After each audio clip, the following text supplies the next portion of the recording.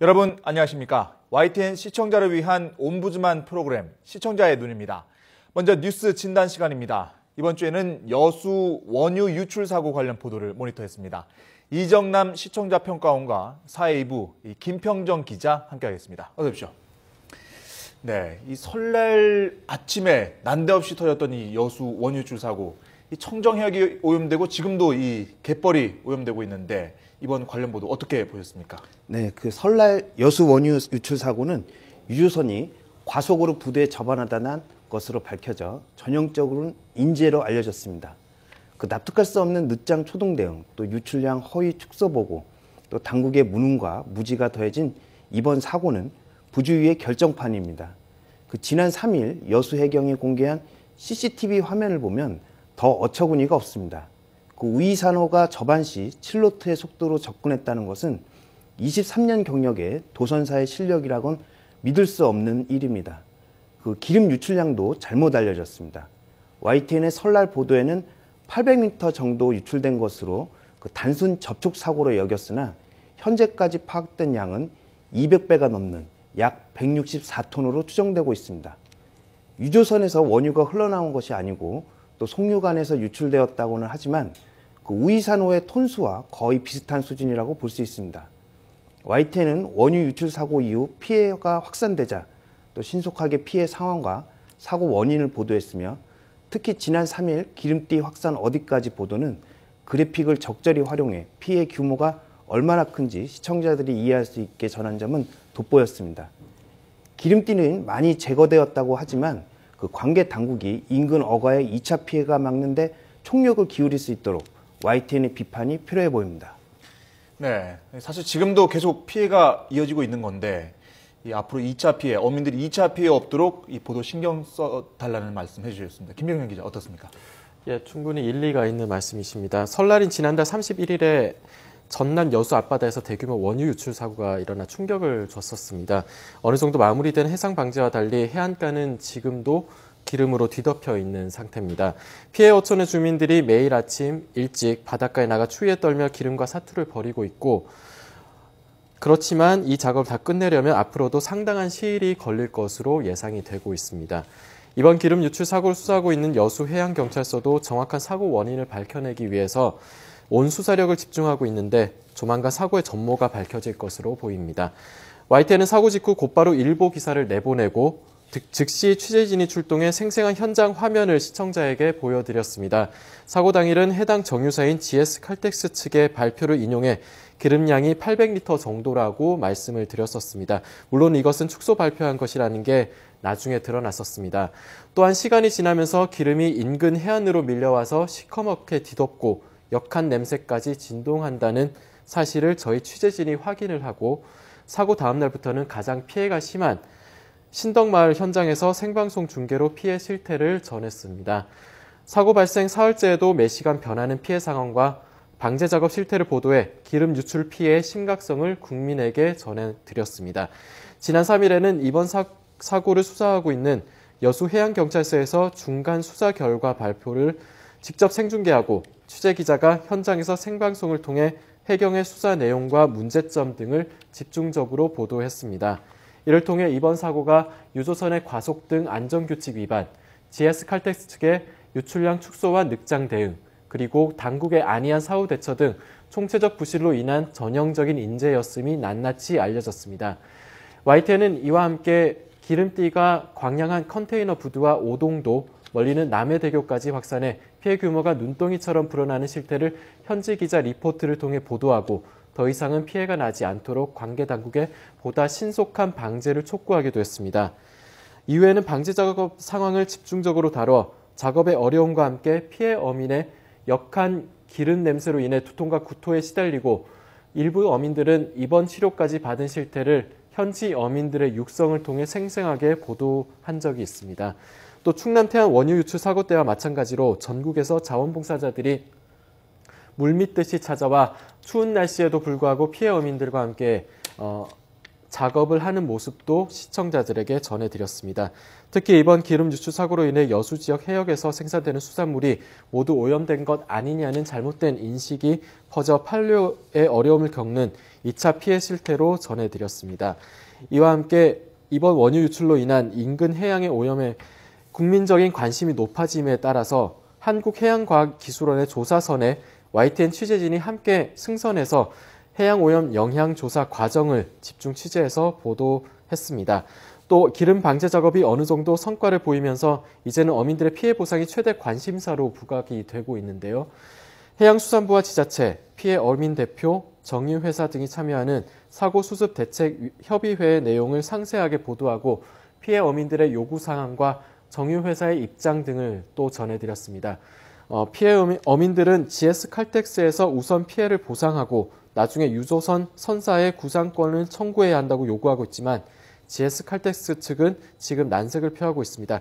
이 문제는 피해 보상이 마무리될 때까지 계속 보도해 드릴 예정입니다. 특히 피해 보상 문제는 해경의 수사 결과 밝혀질 책임 소재와도 맞물려 있기 때문에 해경의 수사 내용도 그때그때 상세하게 보도하고 있습니다. YTN은 앞으로도 관계 당국이 피해 어민들의 2차 피해를 막는 데 온 힘을 기울일 수 있도록 새롭게 드러난 피해 상황을 집중 보도하고 이번 사고의 정확한 진상 보도를 통해 어민들이 더는 피해를 보지 않도록 최선을 다할 계획입니다. YTN은 이번 기름 유출 사고가 완전히 마무리될 때까지 어민들의 피해 실태와 정확한 사고 경위, 피해 보상 문제, 당국의 재발 방지 대책 마련 등 사고 수습 전반에 걸쳐 지속적인 관심을 가지고 빠르고 정확하게 보도할 것을 약속드립니다. 네, 빠르고 정확한 보도 부탁드리고요. 이정남 평가위원님, 또 어떤 부분 지적하시겠습니까? 네, 말씀하신 것처럼 원유 유출 사고는 어떤 상황에서든 최악의 사태를 상정하고 대처해야 합니다. 우리는 지난 태안 사태나 또 시프린스호 사고를 통해 유조선 사고가 얼마나 심각하게 해양 생태계를 파괴했는지 인식했습니다. 하지만 윤진숙 전 해양수산부 장관은 사고 이틀 후 현장을 찾아가서 코를 틀어막고 또 이렇게 피해가 클지 몰랐다. 보상 문제는 원유사와 보험사가 알아서 하라고 말한 장관의 행태는 자질을 의심케 했습니다. 결국 윤 장관은 해임되는데요. 앞선 지난 4일 윤 장관은 국회에 출석해 이번 사고와 관련해 지역 주민과 국민에게 사과했지만 관계당국의 수장으로서 전문가답지 못한 처신에 대해 비판이 끊이지 않았습니다. 또 윤 전 장관은 피해 보상 문제와 관련해 민사소송으로 해결할 수밖에 없을 것이라고 말하기도 했는데요. 정부의 책임 회피성 언급으로 비춰지고 있습니다. 이번 사고에 대해 해당 기업과 관련 당국자의 사고 경위 조사가 어디까지 규명되었는지 궁금합니다. 책임 소재를 분명히 가려 또 어민들의 보상에도 소홀함이 없도록 지금처럼 YTN의 적극적인 보도를 부탁드립니다. 네, 이번 윤진숙 장관 경질로 이 공직자의 언행이 얼마나 신중해야 되는지 다시 한번 강조가 됐을 것 같고요. 앞으로 이 보상 절차도 간단치가 않죠? 어떻습니까? 예, 그렇습니다. 말씀하신 대로 피해 보상은 이번 사고의 책임이 어디에 있느냐와 맞물려 있기 때문에 해경의 수사 내용에 관심이 집중되고 있습니다. 여수 해양경찰서의 정확한 수사 결과가 나와야지 사고의 책임 소재가 가려지고 보상 문제도 구체화될 것으로 보입니다. 수사는 계속 진행 중입니다만 여수해경이 지난 3일에 한 차례 중간 수사 결과를 발표를 했었습니다. 이때 기름 유출량이 GS 칼텍스 측이 발표했던 800리터보다 200배가 넘는 16만 4천 리터이고 사고는 유조선이 과속으로 접안하다가 난 것이라고 밝혀졌습니다. 해경은 과속 접안이 사고 원인인 점으로 미뤄 일단 이번 사고가 도선사의 과실 때문으로 보고 수사를 계속 벌이고 있습니다. 해경이 비행기의 블랙박스와 같은 선박 항해 기록 장치, 즉 VDR을 분석한 결과 도선사가 사고 직전까지 충돌을 예측하지 못하고 충돌 수십 초 전에야 닻을 내린 사실이 밝혀졌습니다. 이에 따라 해경은 23년 경력의 베테랑 도선사가 어떤 이유로 접안 당시 지켜야 할 2에서 3노트를 훌쩍 넘는 7노트로 빠른 속도로 진입하게 됐는지를 집중적으로 조사를 하고 있습니다. 해경은 또 사고 과정에서 유조선 선장과 해무사 등 원유 부두 안전관리자들의 과실은 없었는지도 꼼꼼하게 따지고 있습니다. 현재 수사가 막바지에 이른 것으로 알려져 곧 최종 수사 결과가 나올 것으로 전망이 되고 있습니다. 기름 유출 피해가 애초 예상보다 훨씬 더 많아지면서 사고 초기 늑장 신고와 기름 유출량 축소 보고로 기름 유출 피해를 키웠다는 지적을 받고 있는 GS칼텍스에 대한 책임론도 커지고 있습니다. GS칼텍스 측은 자신들도 피해자라고 주장을 하고 있지만 경찰은 이번 원유 유출 사고에 GS칼텍스 측도 관련이 돼 있을 것으로 보고 관계자들을 상대로 안전관리와 감독 소홀 여부에 대해 조사를 벌이고 있습니다. 특히 핵심 쟁점인 기름 유출량과 관련해 해경은 애초 215m 송유관 가운데 파손된 111m 부위부터 바다 쪽에 봉인된 송유관 끝부분까지 기름이 남아있을 것으로 판단을 했었습니다. 그런데 관련자들의 조사를 거치면서 이 부분의 기름이 바다로 흘러들어갔을 가능성도 배제하지 않고 있습니다. 이럴 경우 유출된 기름량은 해경이 발표했던 16만 4천 리터보다 훨씬 더 늘어날 수도 있습니다. 이와 관련해 민주당 김영록 의원 측은 해상 쪽 송유관에서 15만 리터의 기름이 바다로 유출됐다는 점을 전제로 전체 기름 유출량이 해경의 발표보다 4배 정도가 많은 64만 2천 리터로 추정하기도 했습니다. 이러한 주장이 사실로 드러날 경우 그동안 책임 회피에 급급했던 GS칼텍스 측의 국민적 비난은 피할 수가 없을 것으로 보입니다. 이처럼 이번 사고 관련자들에 대한 경찰의 수사가 한창 진행되고 있는 만큼 수사 결과가 나와야 이번 사고의 책임 소재가 확실하게 가려질 것으로 전망됩니다. YTN도 이번 경찰의 수사가 공정하게 이뤄져 사건의 진상이 명명백백하게 밝혀질 수 있도록 감시의 눈초리를 떼지 않을 것입니다. 더 나아가 경찰의 수사 결과 책임이 있는 것으로 드러난 관련자들이 피해 보상에 적극적으로 나서서 피해 주민들의 눈물을 닦아줄 수 있도록 계속 추적 보도하겠습니다. 또 다시는 이 같은 사고가 일어나지 않도록 재발 방지 대책과 제도적인 문제점 보완점 등 후속 보도에도 게을리하지 않을 것을 약속드리겠습니다. 네, 이번 사고 무엇보다도 이 사고 원인이 뭔지 명확하게 밝히고 그리고 이 어민들이 충분한 보상을 받을 수 있도록 우리 당국도 적절한 조치를 취해야 할 것으로 보입니다. 오늘 두 분 말씀 고맙습니다.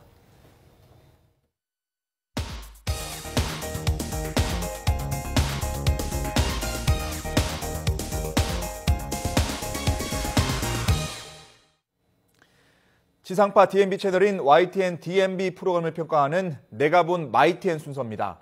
이번 주에는 수학으로 푸는 세상의 비밀과 사이언스 의학 컬럼에 대한 김정수 평가원의 의견을 들어보겠습니다. 안녕하세요. 마이TN 시청자평가원 김정수입니다. 오늘 하루 아침에 일어나서 지금까지 여러분은 몇 개의 숫자를 보고 사용하셨나요? 수많은 비밀번호와 전화번호, 버스번호 같은 숫자에서부터 건축 조형물과 예술 작품에 적용되는 수학적 원리에 이르기까지 우리는 수학과 밀접한 세상에 살고 있습니다. 오늘은 이런 수학적 호기심을 쉽고 재미있게 풀어나가는 수학으로 푸는 세상의 비밀을 먼저 살펴보고자 합니다.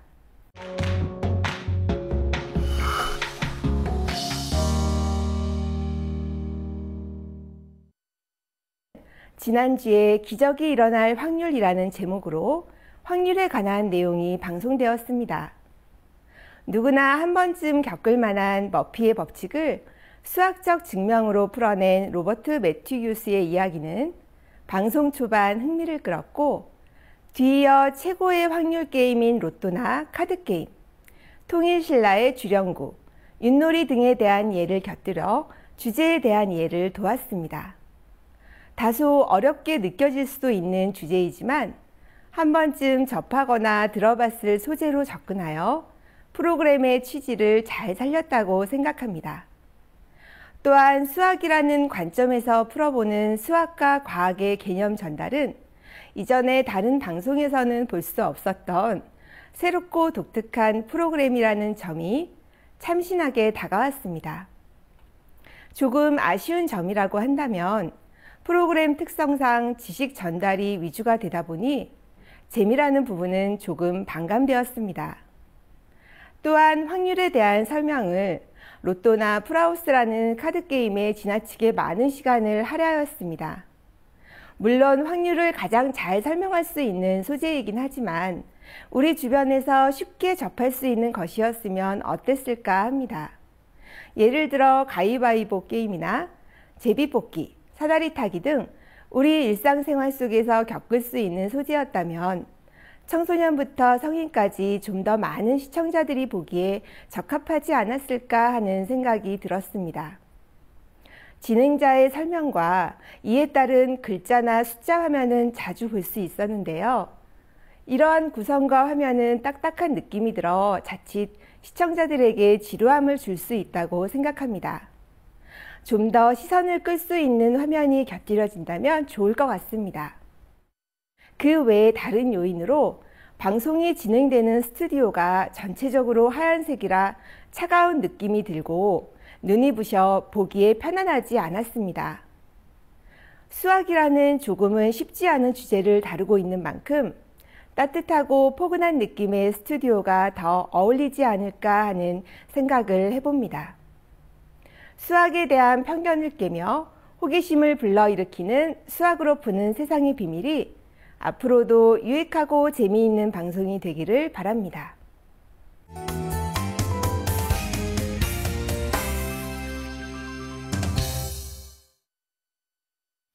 이번에는 사이언스 의학 칼럼에 대해 살펴보고자 합니다. 지난주에는 약과 약의 궁합이라는 제목으로 약을 복용할 때 충돌을 일으킬 수 있어 주의해야 할 약에 대한 내용을 방송하였습니다. 우리 생활에서 흔하게 접하며 복용하고 있는 약들이지만 복용법에 대해서 알고 있는 지식이라고는 식후 30분이 전부라고 해도 과언이 아닙니다.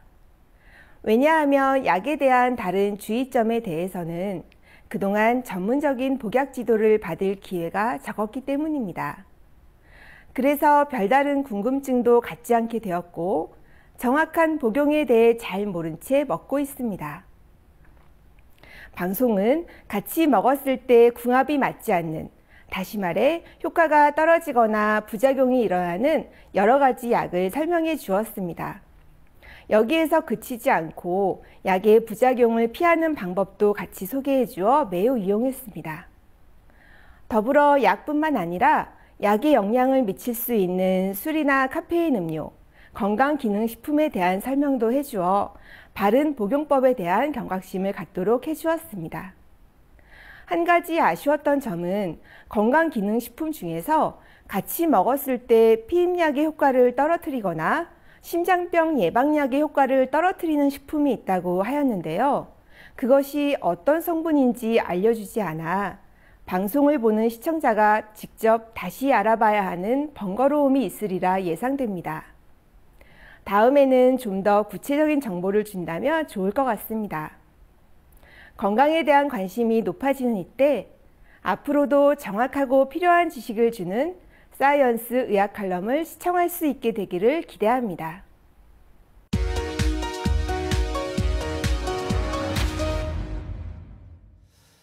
이번 순서는 시청자들의 지적사항을 정리한 모니터 보고 시간입니다. 이 방송 뉴스는 정시에 시작하는 것이 일반적이지만 시청률을 높이기 위해 편성 전략상 정시보다 먼저 들어가기도 합니다. YTN에서도 정시보다 일찍 뉴스를 시작하고 있는데 뉴스 시작 시간이 매일 달라서 시청자들이 뉴스 앞부분 헤드라인과 주요 뉴스를 놓치는 때가 있다며 개선해 주길 바랐습니다. YTN의 아침 메인 뉴스인 뉴스 출발 1부는 보통 아침 4시 40분에 시작하고 뉴스 출발 2부는 아침 5시 26분에서 30분 사이에 대중이 없습니다. 또 뉴스 출발 3부는 아침 5시 55분에서 57분 사이에 시작하고 뉴스 오늘 1부는 아침 6시 55분에서 59분 사이에 대중 없습니다. 이 밖에 뉴스 프로그램들도 사정은 비슷합니다. 방송 뉴스는 헤드라인부터 시작해서 톱뉴스부터 봐야 주요한 뉴스들을 알 수 있는 구조에서 처음부터 보는 것이 중요합니다. 그런데 방송 시작 시간이 들쭉날쭉하니 시청자 입장에서는 언제 YTN으로 채널을 돌려야 뉴스를 제때 볼 수 있는 것인지 알 수가 없습니다. 2분 빠른 뉴스가 편성 방침이라면 시청자와 약속에 따라 정해진 시간에 맞춰서 뉴스를 시작하는 것이 옳을 듯합니다. YTN에서는 지난 5일 오전 뉴스 시간에 안중근 의사가 사형 판결을 받은 인물이라는 아베 일본 총리의 망언에 대해 외부 인사와 전화 인터뷰를 했습니다. 그런데 앵커멘트 도중에 스튜디오에서 다음 출연을 준비 중이던 스포츠 평론가의 머리가 화면에 잡혔습니다. 하루 전에도 앵커가 리포트를 소개하는 도중에 스튜디오에서 출연을 준비 중이던 정치평론가의 머리가 3번이나 보였습니다. 시청자들은 스튜디오를 개선할 수 없다면 앵커와 출연자가 좀 더 떨어져 앉거나 출연자들에게 머리를 숙이지 않도록 사전에 고지하는 등 세심한 주의를 기울여 줄 것을 당부했습니다.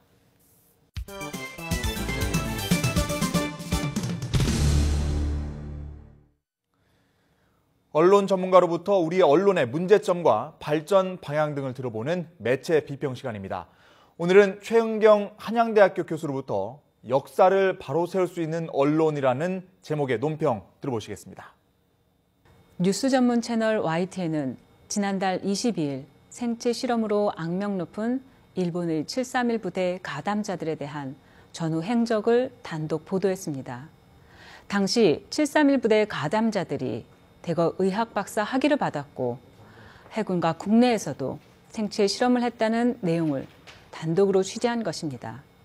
특히 731 부대의 부대장인 이시 시로 소장이 패전 후 일본으로 탈출한 후 행적에 대해서는 그동안 추측과 소문만 무성했고 우리나라뿐만 아니라 주변 국가들도 적극적으로 관심을 갖지 못했습니다. 그런데 YTN 보도에 따르면 이시 시로는 1960년대 교토대학에서 731 부대 가담자들에게 학위 논문을 지도하고 수여하면서 겉으로는 은둔 생활을 하는 것처럼 보였지만 전후 15년 넘게 후진들에게 생체 실험과 세균전을 대비한 실험 결과를 전수하며 살았던 것입니다. 우리는 이시 시로의 이름이 버젓이 담긴 교토대 학위 논문에 군사기밀, 특수임무 달성상이라는 문구들이 선명히 남아있는 사실을 이제야 알게 된 것입니다. 그리고 전쟁 중에 비윤리적인 방법으로 부당하게 얻은 실험 결과를 이용할 수 있게 허용한 일본 정부와 일본 근현대 의학의 산실로 유명하다는 교토대가 묵인해 주었다는 사실도 확인할 수 있었습니다. 사실 이시시로의 전후 행적은 일본의 시가대 의대 명예교수가 학자로서의 양심을 걸고 의사들의 전쟁 가담과 윤리 문제를 조사한 결과 얻게 된 성과이기도 합니다. 그리고 명백한 전쟁 의학 범죄를 고발한 일본 학자의 소신과 용기를 YTN이 또 단독으로 보도한 것도 주목할 만합니다. 왜냐하면 새해가 시작되었음에도 불구하고 아베 일본 총리의 전쟁과 희생자에 대한 망언은 일본 사회의 지도층에게도 확산되고 있기 때문입니다. 최근에는 현 극우 정권을 옹호하는 정치인뿐만 아니라 일본 공영방송 NHK 사장도 공개적으로 역사를 왜곡하고 주변국과 위안부 같은 전쟁 피해자들을 공격하고 있습니다. 일본은 전쟁에서 패배했음에도 불구하고 여전히 이웃한 나라들과 역사적으로, 국제적으로 지속적으로 갈등을 유발하고 자극하며 국내 정치를 하고 있는 것입니다. 물론 국제사회에서도 일본을 압박하며 갈등을 해결하려고 노력하고 있습니다. 하지만 우리 언론은 과연 역사적 갈등과 팽팽한 논쟁에 대해서 일본에 대응할 방법을 조직적이고 지속적으로 그리고 치밀하게 준비를 했는지 진지하게 되돌아봐야 합니다. 2차 세계대전 이후 지금까지 국내 정치와 경제를 돌보느라 대일 외교 관계에서 동등하고 자주적인 지위를 얻기는 힘들었습니다.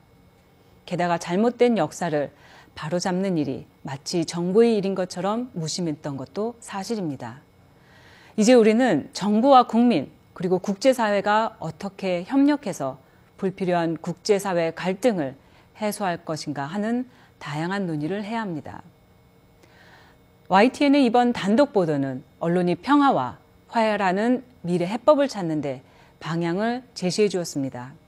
우리 언론은 용기를 가지고 끈기 있게 취재하고 소신 있게 보도해야 할 때입니다.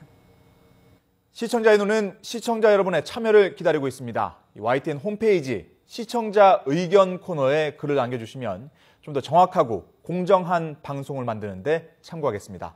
이번 주 순서는 여기서 마치겠습니다. 고맙습니다.